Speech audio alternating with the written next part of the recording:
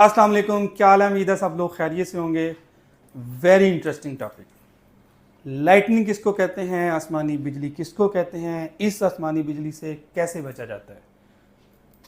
आपको ये पता है कि दो तरह के चार्जेस होते हैं, एक होते हैं नेगेटिव चार्जेस, दूसरे होते हैं पॉजिटिव चार्जेस।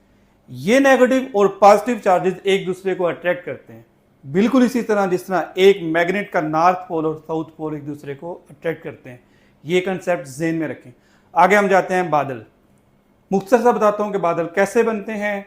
ओशन है, रिवर है, पानी है, सनलाइट पड़ी, सूरज की हीट से पानी के वेपर्स बने, वो वेपर्स ऊपर हवा में ट्रैवल किए, जब ऊपर ट्रैवल किए ऊपर जाकर टेम्परेचर कम होता है, वो आपस में जुड़ जाते हैं, बर्फ के छोटे छोटे तोदे बनते हैं, इनके अंदर होते हैं चार्जेस।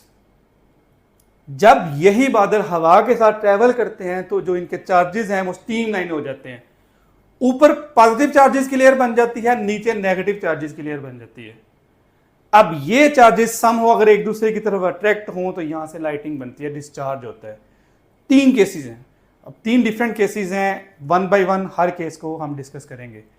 क्या केसेस हैं? एक ऐसा सिनेरियो जिसके अंदर दो बादल के टुकड़े हों, एक ऐसा सिनेरियो जिसके अंदर एक ही बादल का टुकड़ा हो, और एक ऐसा सिनेरियो जिसके अंदर एक बादल हो और दूसरा आपकी अर्थ की सरफेस हो।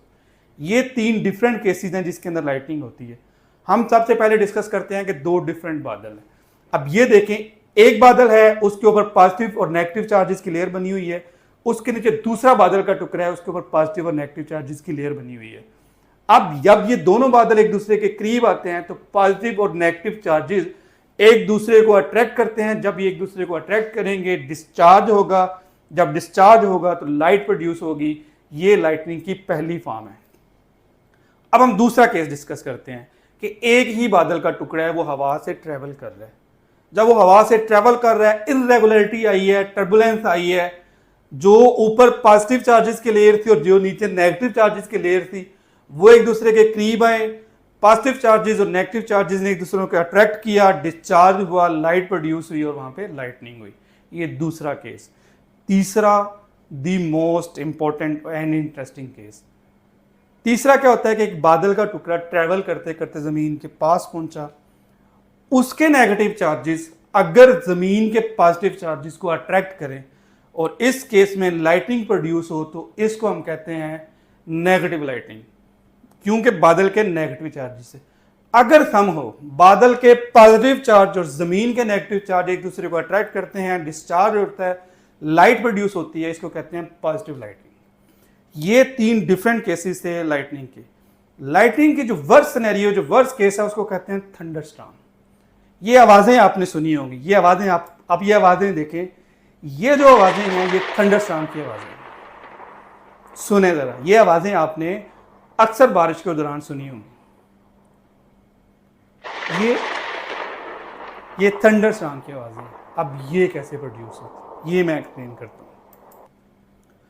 बादल का टुकड़ा ट्रैवल कर रहा है, उसके नेगेटिव चार्जेस नीचे वाली लेयर है, नीचे जमीन के पॉजिटिव चार्जेस या जमीन के ऊपर पड़ी हुई किसी अप्लायंसेस के पॉजिटिव चार्जेस, किसी ट्री के या किसी भी जगह के पॉजिटिव चार्जेस, जब वो एक दूसरे को अट्रैक्ट करते हैं तो बीच में तेज चलती हुई हवाएं होती हैं, उनके पार्टिकल्स होते हैं। अब होता क्या है, जब वो लाइटनिंग इनके दरमियान से गुजरती है तो जो हवा के पार्टिकल हैं वो ऐसे फैलते हैं। जब बीच में से ये लाइट गुजर रही है तो ये पार्टिकल ऐसे फैल रहे हैं। वो पार्टिकल इतनी तेजी से एक दूसरे को टकराते हैं कि साउंड पैदा होती है। जैसे पहले आपने साउंड सुनी, वो साउंड पैदा होती है। इस साउंड को कहते हैं थंडरस्टॉर्म। इससे भी एक वर्स्ट सिनेरियो है जिसको हम साइक्लोन कहते हैं। अगर यही तेज हवाएं चल रही हों और बादल इन तेज हवाओं से ऐसे राउंड घूम रहे हों, उस केस के अंदर जो लाइटनिंग होगी, जो आवाजें आएंगी, उसको हम थंडरस्टॉर्म कहते हैं, जो कि साइक्लोन कहते हैं, जो कि थंडरस्टॉर्म की एक इंतहाई फॉर्म है, एक वर्स्ट फॉर्म है थंडरस्टॉर्म की। अब ये क्वेश्चन पैदा होता है कि इन चीज़ों से बचा कैसे जाए। इन चीज़ों से बचने के लिए जो डिवाइस यूज़ होती है वो आपको नज़र आ रही है, इसको कहते हैं लाइटनिंग अरेस्टर। अब ये डिवाइस क्या करती है, जब बादल के चार्जेस ट्रेवल करने लगते हैं towards the charges of earth, तो ये उनको अरेस्ट कर लेता है। ये क्यों अरेस्ट करता है कि इसकी रेजिस्टेंस अर्थ की रेजिस्टेंस से कम होती है। और ये फंडामेंटल लॉ है कि जो आपके चार्जेस हैं, जो आपकी करंट है, वो हमेशा ईजीएस्ट पाथ की तरफ जाती है, एक ऐसे पाथ की तरफ जाती है जिसकी रेजिस्टेंस कम हो। तो वो किसी अप्लाइंसेस के ऊपर नहीं गिरेगी, किसी ट्री के ऊपर नहीं गिरेगी, अर्थ की सरफेस के ऊपर नहीं गिरेंगे चार्जेस। वो चार्जेस, ये जो लाइटिंग रेस्टर आपको नजर आ रहा है, ये लाइटिंग रेस्टर उन चार्जेस को ऑब्जर्व करेगा और क्या करेगा, उनको थ्रू अ कंडक्टर अर्थ के अंदर भेज देगा। तो जो आपकी स्ट्राइक थी वो ज़ाया हो जाएगी। ये प्रोटेक्ट करता है आपकी लाइटिंग को। अब एक और टर्मिनोलॉजी आपने सुनी होगी कि सर्ज अरेस्टर और सर्ज प्रोटेक्टर में क्या डिफरेंस है। दोनों आपने सुने होंगे, सर्ज अरेस्टर क्या होता है और सर्ज प्रोटेक्टर क्या होता है। ये जो डिवाइस है ये सर्ज अरेस्टर है, ये एक एक्सटर्नल केसेस को डील करती है, आपके सिस्टम से इसका कोई तल्लुक नहीं। जो आसमानी बिजली से सर्ज आती है ये उससे आपके सिस्टम की प्रोटेक्शन करती है, प्रोटेक्ट करती है।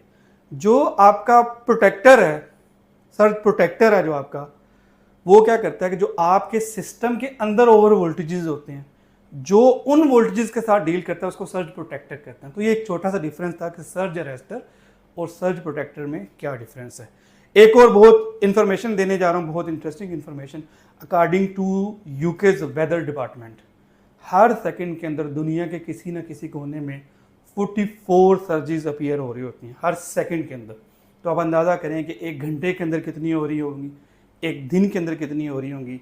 ये इन्फॉर्मेशन थी कि आसमानी बिजली क्या होती है, कैसे बनती है, कितने केसेस हैं और इस आसमानी बिजली से आप खुद को कैसे प्रोटेक्ट कर सकते हैं।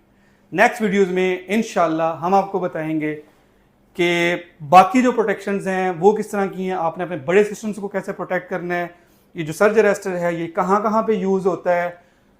और स्पेशली एक मैसेज मैं ज़रूर दूंगा कि लोग पैसे बचाने के लिए, I am very sorry, solar का सिस्टम लगा लेते हैं लेकिन सर्ज अरेस्टर नहीं लगाते। तो जब भी कभी कोई सर्ज आई तो वो पूरे के पूरे सिस्टम को उड़ा के रख देगी, जब भी कभी आई, अल्लाह ना करे कभी आए। इसलिए बेहतर है कि जहाँ आप इतना एक्सपेंस कर रहे हैं वहाँ आप ये सर्ज अरेस्टर ज़रूर लगाएं। कोई भी इंफॉर्मेशन चाहिए, कोई भी मालूमात चाहिए, आप कमेंट कर सकते हैं, नंबर दिया हुआ है, आप रब्ता कर सकते हैं। Thank you very much.